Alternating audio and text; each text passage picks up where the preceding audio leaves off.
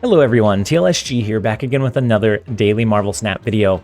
So today we have a Bast Patriot Valkyrie list, and this is one that, as Bast and Valkyrie are rumored to be dropping down from Series 4 to Series 3 this month or later this month, that's what the murmurs are anyways. If those do drop down, then this becomes much more accessible to a lot more people. And so I wanted to showcase it because it is a fairly decent deck. It does what Patriot wants to do, but it has a few more flexible playlines than the normal Patriot deck. But it also has some downsides that just naturally come with a Valkyrie deck. If the opponent is running very many ongoing cards, it's hard to position a effective or efficient Valkyrie. If they drop initiative, so if you accidentally gain initiative over them, then your Valkyrie is much less impactful. So the way that this deck works is that it wants to be able to have a flexible end game. It doesn't always want to rely on Valkyrie. Sometimes she is going to be able to swing those monstrous lanes back in your favor. But other times you're going to rely on an Iron Man, which with Iron Man, with Blue Marvel, Iron Man, and Mystique, if those get hit with Bast, beautiful. You get a lot of value, and we have a lot of cards that can go wide across the board. And so we can find a lot of kind of quirky ways to push power that you wouldn't initially think of. A lot of times this deck feels like you're just not using your energy efficiently. But we have so many cards that can flood the board. A lot of times we're going to skip until we can more efficiently drop our resources, which gives us a little bit of an advantage in that by the time we start really playing a lot of our resources, we know what the opponent is running.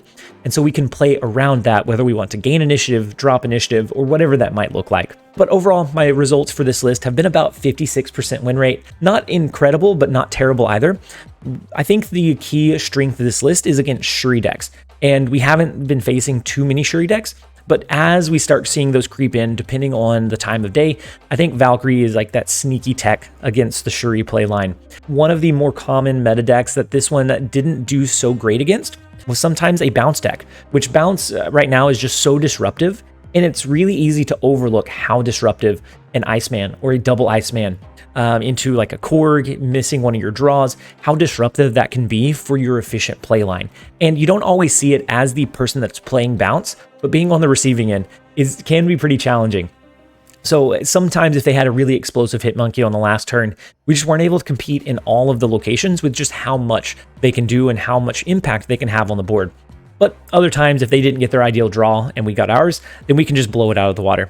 So it is a bit of a toss-up, but we didn't just steamroll through those decks. If you're seeing a lot of Hitmonkey still, then this one might just be okay. You have to play it a little bit more strategically. If you're seeing a lot of Shuri, this one did very, very well into my Shuri matches.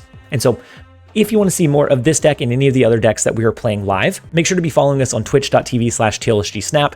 That is where we're going live almost every single weekday. And with the brief deck explanation out of the way, let's go ahead and jump over into a couple of games. I hope you guys enjoy. All right, first up we have Zenaid. The first location is Plunder Castle. Not great for this deck. We can't play directly there. The only way we can get power there is through like Debris into Patriot, Squirrel Girl. So not a great location, not a great start. This version of a Patriot build does cut some of the higher end cards. So the Ultron, the Doctor Doom that we typically see in Patriot builds, because we're going to more ideally be using our Valkyrie plus a 1-cost card on the last turn. And so we do lose that little bit of advantage, but maybe we can still find a way to win. The middle location being the Onslaught Citadel is big. Now, it looks like they're running a bounce deck. I would fully anticipate a Hitmonkey. Since they are running a bounce deck, Krakoa is not great because we do have Valkyrie in hand. But I also know that Plunder Castle is not great for a typical or standard bounce deck either. And so I think we have a little bit of an advantage in Plunder Castle over them with a couple of ways to put power onto the board. We also have Blue Marvel, so if it gets played into the Onslaught Citadel, never mind. Can't do that. Iceman hits Iron Man are 5 cost, and then Blue Marvel are 5 cost, which is just abysmal. And they did go ahead and play Wasp. Interesting. So it looks like they're leaning all the way in to like a flood style deck to be able to fully enable the Hitmonkey, which, okay, is fine. Hopefully we top hopefully we top deck something and it doesn't waste our Valkyrie on turn 5. Krakoa taking over the game is so scary. Okay. That's not the worst thing that could have happened. It could have been so much worse. We do keep our Valkyrie, which is going to be our way to win. It's going to be our way to win on the last turn. With our Patriot, we can offset a Hit Monkey. Wow, so they do... Okay. So they do a Viper. I'm just so confused as to what kind of deck they're running. We do have a really big right lane, though. So we have them beaten in the right lane. They send us the Falcon, which we're okay with. The only downside here is... oh, man. The only downside here is that we don't win mid. If we play Valkyrie, we just we push or we tie. And we just Iron Man. Iron Man here is going to give us an extra 3, so that brings us to 9, 18, 36. That's definitely our much better play line. As long as they don't have a way to clear this, which I don't think they're going to. Now, if for some reason they have a Galactus in this monstrosity, we lose. Otherwise, I think we're okay. We could also go with the Debris to get power and plunder castle, but I don't think that's necessary. So let's see. Hopefully they just have the one card in left, and that's all that they can. That's all they can do. We know that it's zeroed out because of the last card that Krakoa played for them. So we do win mid. We win right. We get the the quick and easy 8 cubes, which from my testing of this deck on this account and my alternate account, that's what I've been experiencing, is that it looks just like it feels like the curve is awful, but then all of a sudden it kind of comes together in the end and you find several ways to play your end game that is very impactful and very disruptive to the opponent. So we will take the 8 cubes. Let's go ahead and jump over into the next one. All right, next up we have MSK. The first location being Tinker's Workshop. We get the extra energy. A lot of times this deck doesn't really want to do much in the early game. A lot of times we're going to be skipping, playing inefficiently, and then all of a sudden on the last turn we can just bombard them with how much we can place on the board. And so we played our Hood, they played a Sunspot. We now get Bast. I don't know that we want to use Bast. I'm going to go ahead and skip a turn, because if I'm using Bast, I want to do Demon and Bast. But right now, if I do that, the only thing that Bast is really impacting is Mystique. And so I would almost rather have our Demon in hand to use in unison with Valkyrie on the last turn, or we just get a massive Gamma Lab location, which we will absolutely take. So let's do the Debris to the side, and then do we go ahead and do Wasp? Or would we rather do this? This gets us at least 2 Hulks in the right lane. Our only worry then is a potential Shang-Chi. And it's going to set the rest to 3, so our Wasp gets some extra benefit. We have Valkyrie probably for the left lane. We'll go ahead and do it. We do have Debris that we're able to use as well. And so, ooh, they have an Electro. This could be a Sandman deck. Ooh, their Electro gets pulled out of Gamma Lab. I forgot about Asteroid M for a second. It's one of those unfortunate things. They could have had a Hulk, but instead they're stuck with nothing. Okay, so we're gonna do Debris to the right. It's gonna get yanked over into Asteroid M. That's perfectly fine. Now let's go ahead and do our Patriot. We can do Patriot next turn. We're able to do Mystique. Maybe we do Mystique in the right lane. Patriot and Mystique are going to help our Hulk drastically. We're gonna do our Patriot in the left lane. They played Electro, so this could be I don't think it's a Galactus deck, but it could be a Sandman deck. They have 5 energy. They could try to Sandman us. Ooh, we should have played our Wasp anticipating the Sandman. Oof, that's tough. That's really, really rough.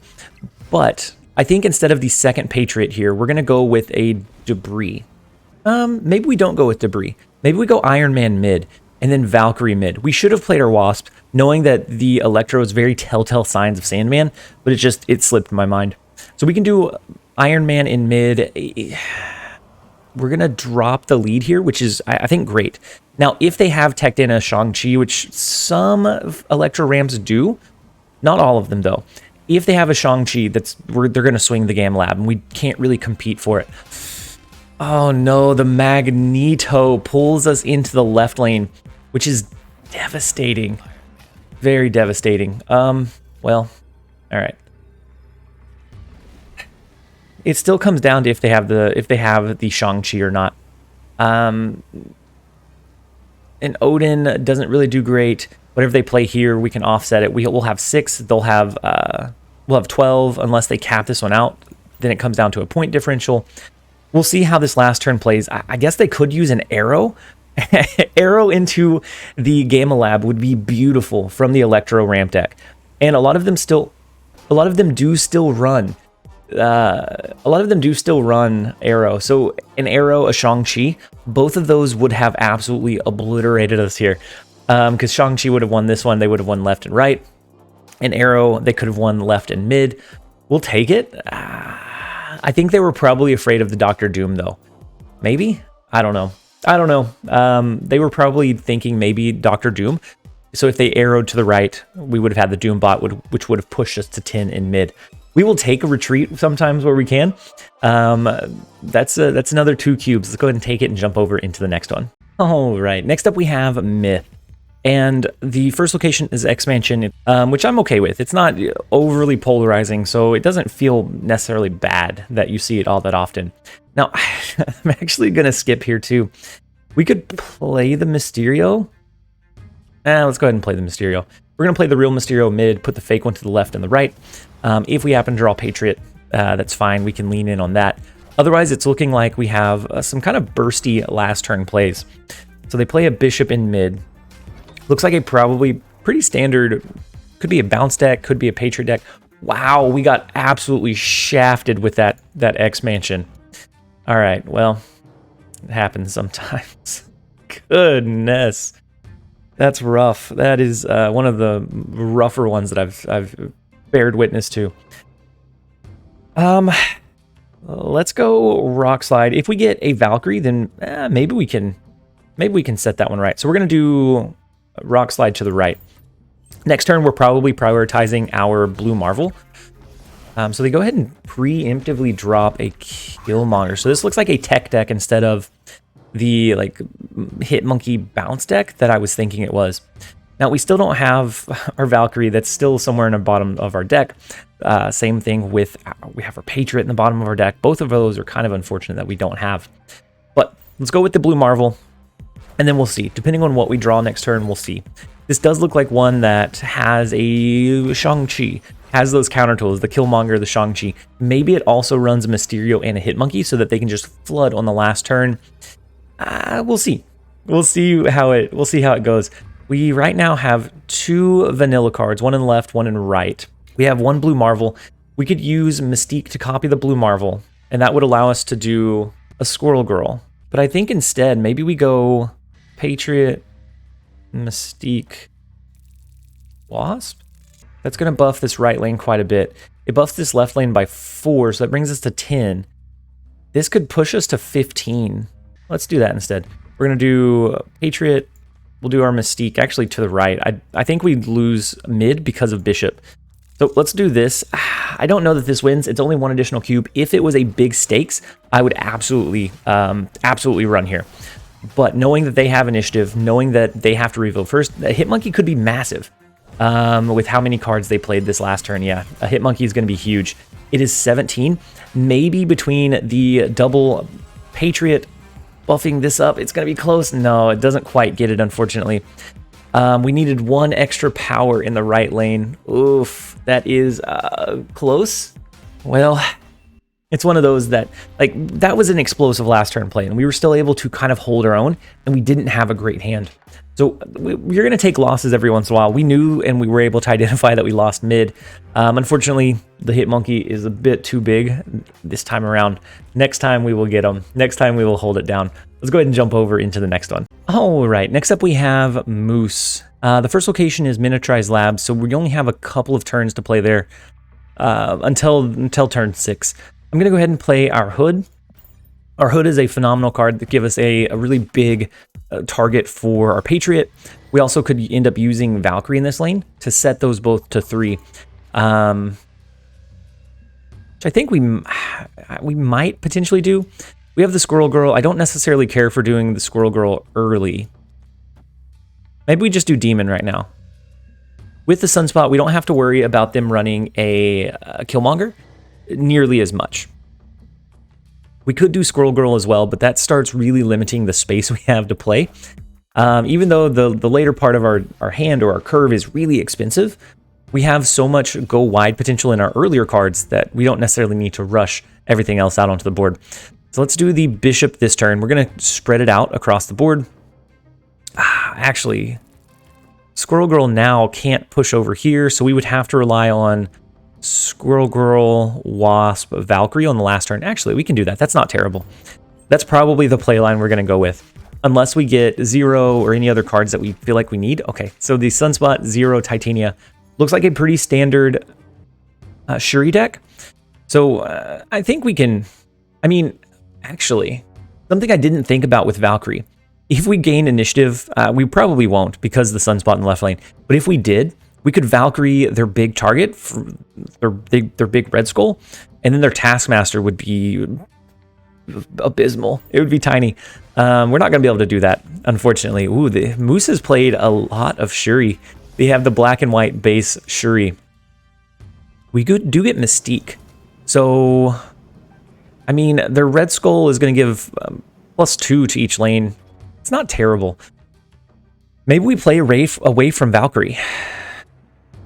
Since we did top deck Mystique to copy the Iron Man. We'll see. We'll see where they play and what they play, but most likely we start playing away from the Valkyrie. Let's do Iron Man mid. Next turn, maybe we lean into the Mystique in the right lane. Ooh, so they skip. Okay, so they're going to go with the She-Hulk and Taskmaster or She-Hulk and Arrow. Either one is not great. We are able to maintain that we don't have initiative. So is it going to be better? They have a 20 power She-Hulk coming down. Is it going to be better to copy the Iron Man? And then we could always do like Squirrel Girl, Wasp to help buff this lane and this lane. Or would we rather do something like Squirrel Girl? Actually, Squirrel Girl mid, that gives us another extra little nice boost. That gives us 3, so it's an extra 6. So that beats a 20 power She-Hulk here. And then that puts a Squirrel here. We can then do a Wasp and Valkyrie. If they play for the left lane, as long as they don't soak, we're solid. And actually, even if they do, unless they just flood this lane, we're okay there as well. I think we're playing for the left and mid. Let's go ahead and lock that in. They play both of them in the right lane? What? Okay, well, the Captain Marvel, I don't think does it for them. That's a huge right lane. Don't get me wrong. That's a massive right lane. They have the 8 power roving unit, but it's going to have to be that their cards are that their power range within either of the lanes is within 10 or is within 8, and it doesn't happen to work out that way. We are able to secure the win against the Shuri play, and they had the Shuri on 4 into it's not the perfect curve on 5, but that's all right. We will absolutely take it. We'll take the 2 cubes. Let's go ahead and jump over into the next one. All right, next up we have Fuel, and we do start with our Bast, so we're going to go ahead and prioritize that. That's going to hit our Hood, Iron Man, and Mystique. Beautiful cards for Bast to hit. Like probably the best 3 we could have asked for. Second location is Superflow, so we'll have an extra energy each turn. And then we get Wasp. I'm going to go ahead and play Hood into the left lane. That will give us the 6 power Demon. With the extra energy, we should just be able to flood all of our stuff on the board. If this is a Shuri deck, which we haven't seen anything that they've played so far, but if it is a Shuri deck, then Valkyrie is going to be great. Iron Man potentially could be our winning, our way to win. The Iron Man plus the Mystique. We have a couple of ways to play this one. So they play Titania in the left lane. Interesting. So it does look like a Shuri deck. Like if you're curving Titania early, you probably have like a Cosmo. I don't know why you would curve it early on 2. Oh, you're probably going to Shuri this turn on 3 because of the extra energy from Superflow. Still kind of wild. Kind of wild. I'm going to go ahead and skip here. We're going to go ahead and skip. We don't necessarily need Clintar to change any of our cards. We don't have any negative downsides with the extra energy. Like all of these are possible alongside the Valkyrie potentially on the last turn. So next turn we'll do Iron Man, then we can copy it with Mystique. Then we're just looking for our buff components. So they Moon Girl, this maybe isn't a... Wow. This maybe isn't a Shuri deck. I'm not Shuri anymore. We're definitely not as Shuri as we were a moment ago. All right, let's do the Iron Man to the left. If this is a Shuri deck, then they Shuri this turn in Clintar. I like the Iron Man over the Blue Marvel because they're probably going to play a card in Atlantis this turn. That way, we bounce it their way, they play it, bounces back, and we're locked into the left lane. They still have a space to recall Titania at some point. That's how I would play it. We don't want to break the Superflow bonus. Like, it makes sense. And so they play a Bishop. This looks like much more of a Flood deck instead of a Shuri deck. For them playing Titania, I'm guessing they had some really key cards. Maybe a Hitmonkey. Maybe a Hitmonkey that they wanted to make sure that they had duplicated. Maybe a She-Hulk as well. But playing the Titania is just so wild. It creates so much like back and forth and uncontrollable instances. Let's do just the Mystique this turn. We have the ability with Squirrel Girl, if we can drop Initiative, which we might do, we might not. They may skip. If we drop Initiative, then Squirrel Girl can actually fill in the Titania that we lose, and we kind of recall some of that power back.